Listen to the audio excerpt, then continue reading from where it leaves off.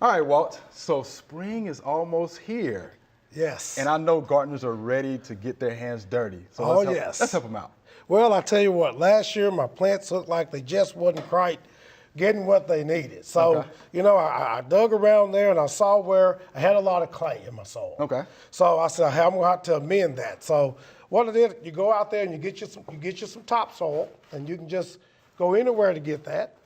They sell it in bags at various places. And notice that this topsoil has like some wood fibers in it and just all kind of just good stuff. And then I'm going to add some cattle manure to that. Now we have quite a few cattle up there in my neck of the woods, so this is not hard to find. So we put that in there and mix that in, and that soil is really beginning to take form. And let me ask you about the manure. So we want to make sure that manure has been composted. It's been composted, yes, yes. Do not go out in the field and just get you some manure. That doesn't work. You want to buy you some good composted manure. Okay, it doesn't even smell like manure That's anymore. right, it doesn't even smell like it. It's been through all those heat cycles, and it's fine. Okay. And then also to add some more richness to this, I add some mushroom compost. And it is, I mean, this is some really good stuff right here.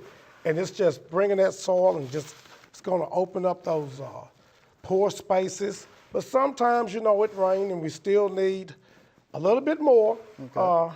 So I always add some vermiculite to my soils. Okay. It's going to open up, like I said, some pore spaces, because you think about it, you know, when that seed is planted, the first thing it's going to do is, you know, put that little main root down, and then it's going to put out all those little branches. So it wants to make it real easy. We want to make it real easy so that those little side lateral roots can get out there and absorb all those that good nutrients that's there to grow those real good healthy tomatoes and squash and all those things. And also help with pore space as well. We add a little sand in there. Just a little sand. Just a little bit. Now, where I'm from, I don't do a lot of measurements because we just do a handful of this, a handful of that. But again, that's going to help open it up. And then I have another little special ingredient that I like to add, particularly if you grow grapes. Okay. A little Epsom salt. Okay. Epsom salt is very, very good. And also when you're tired from working in the garden, you just go and take your bath and soak get in some it. Epsom salt. So soak in it. That's so right. Epsom salt is good. It's going to add magnesium to the soil.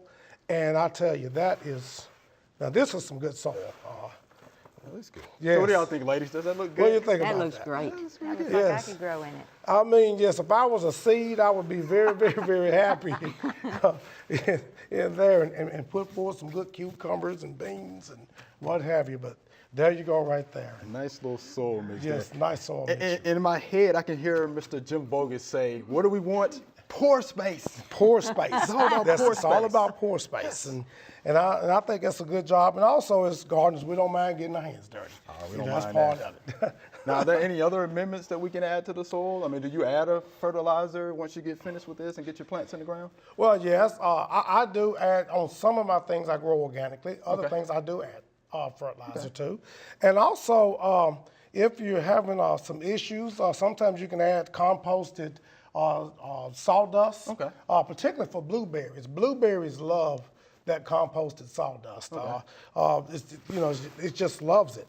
And other amendments, of course, is lime, to put calcium into our soil. And of course, we really like to see that lime added in the fall so that it'll be ready, that calcium will be ready by the time spring rolls around. But you know, that's okay. You can still add it now. Okay. And that'll work. All right. Well, look, let's talk a little bit about raised beds. Real popular now these days. Yes, everybody has a raised bed.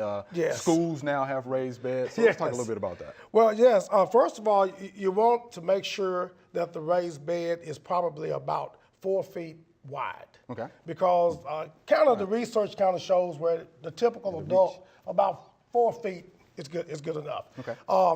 And also, I like to make them about 12 feet long. That's kind of what I like to do, particularly whenever I help a school put in a raised bed or whatever.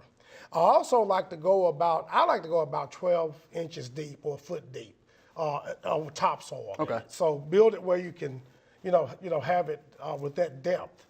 And I really like using landscape timbers because and treated landscape timbers so that they won't rot.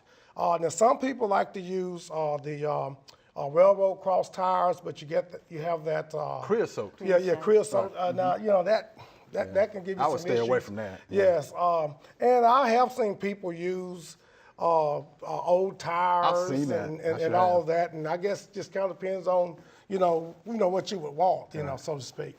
So it's several materials out there. Obviously, there are concrete. You know, you can put up concrete blocks or whatever, and have something fancy out there as well. So it's just all types, you know. Okay. Now, what kind of plant material do you like to put in your raised beds? Just like plant materials. Right. Well, I like to use squash. I put those in raised beds. I will grow snap beans in raised beds. I love to put onions, green onions in the beds. I'm just trying to think of some more things. I try not to put watermelons and cantaloupes because they take up space. Right. But usually those items that I just mentioned work well in a raised bed.